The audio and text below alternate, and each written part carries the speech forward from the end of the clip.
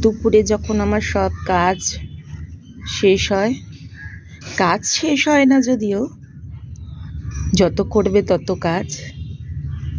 আর আমার যেই একটা আলাদা সংসার এই গাছেদের নিয়ে, এদেরকে নিয়ে আমি খুব ভালো থাকি। বাইরের কোনো খারাপ চিন্তা আমার মনে আসে না কখনো, এলেও তা সরে যায়।